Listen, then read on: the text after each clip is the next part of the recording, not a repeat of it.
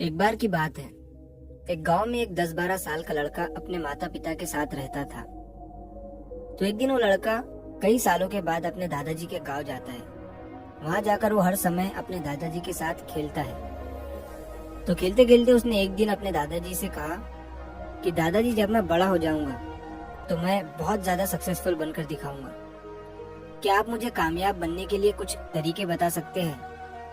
تو اس کے دادا جی مسکراتے ہوئے اس کی طرف دیکھتے ہیں اور اسے ہاں کہتے ہیں۔ وہ اسے ایک پودوں کی دکان پر لے جاتے ہیں جہاں پر چھوٹے چھوٹے پودے ملتے تھے۔ وہاں سے اس کے دادا جی 2 چھوٹے پودے خریدتے ہیں اور واپس گھر آ جاتے ہیں۔ گھر آنے کے بعد وہ ان میں سے ایک پودے کو بڑے سے گملے میں لگا دیتے ہیں اور اس گملے کو گھر کے اندر رکھ دیتے ہیں، اور دوسرے پودے کو وہ گھر کے باہر لگا دیتے ہیں۔ پھر وہ اپنے پودے سے پوچھتے ہیں کہ تمہیں کیا لگتا ہے کون سا پودا فیوچر میں اچھے سے بڑا ہو پائے گا؟ بچے نے تھوڑا سوچا اور اپنے دادا جی سے کہا کہ ہم نے گھر کے اندر جو پودا لگایا ہے وہ اچھے سے بڑا ہو پائے گا، کیونکہ وہ گھر کے اندر ہر پرابلم سے سیف رہے گا۔ اور جو پودا ہم نے باہر لگایا ہے اسے بہت سی چیزوں کا رسک ہے، جیسے کہ سورج کی تیز کرنیں، آندھی، طوفان، تیز بارش اور جانوروں سے بھی اس پودے کو رسک ہے۔ اس کے دادا جی نے مسکرایا اور اس سے کہا کہ فیوچر میں دیکھتے ہیں ان دونوں پودوں کے ساتھ کیا ہوتا ہے۔ پھر 4 سال بعد وہ لڑکا پھر سے اپنے دادا جی کے گھر جاتا ہے۔ دادا جی کو دیکھنے کے بعد وہ پھر سے ان سے پوچھتا ہے کہ دادا جی، لاسٹ ٹائم میں نے آپ سے پوچھا تھا کہ زندگی میں سکسیسفل کیسے ہوتے ہیں، لیکن آپ نے مجھے کچھ نہیں بتایا تھا، لیکن اب آپ کو مجھے بتانا ہی پڑے گا۔ اس کے دادا جی نے مسکراتے ہوئے اس سے کہا، ضرور، لیکن سب سے پہلے ہم ان 2 پودوں کو دیکھتے ہیں جو ہم نے کچھ سال پہلے لگایا تھا۔ یہ کہہ کر اس کے دادا جی اسے اسی جگہ پر لے گئے جہاں انہوں نے گھر کے اندر جو پودا رکھا تھا۔ انہوں نے دیکھا کہ وہ پودا ایک بڑا پودا بن چکا تھا۔ پھر وہ اس جگہ پر گئے جہاں انہوں نے دوسرے پودے کو باہر لگایا تھا۔ انہوں نے دیکھا کہ وہ چھوٹا سا پودا اب ایک بہت بڑا اور وشال پیڑ بن چکا تھا۔ اس کی جو ٹہنیاں تھی وہ بہت ہی مضبوط اور لمبی تھی، اور اس کا سایہ پورے گراؤنڈ پر پڑ رہا تھا۔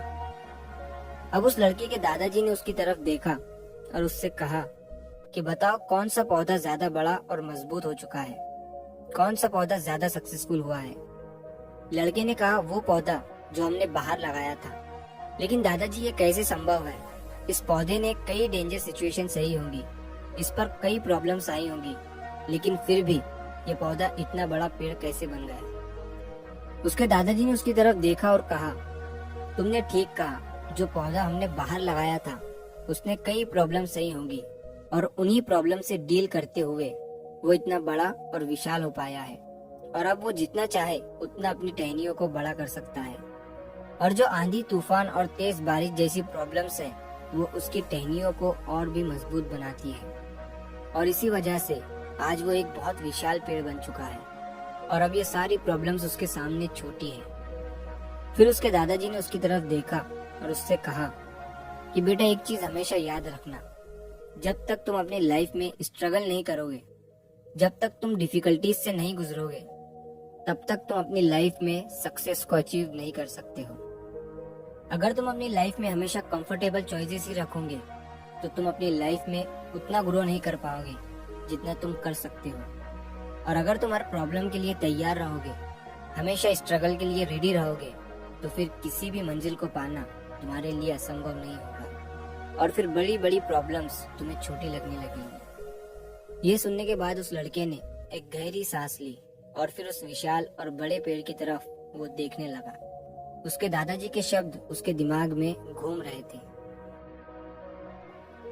دوستو، پرابلمس، رکاوٹ، ڈیفیکلٹیز، ان چیزوں کو ہم اپنی زندگی کے دشمن سمجھتے ہیں، لیکن یہی رکاوٹیں، یہی ڈیفیکلٹیز ہمیں اسٹرانگ بناتی ہے اور اپنی زندگی میں زیادہ سکسیسفل بناتی ہے۔ اور وہ کسی نے کہا ہے نا کہ اگر آپ کی لائف میں پرابلمس نہیں آ رہی ہیں تو سمجھ جاؤ کہ آپ غلط ٹریک پر ہو۔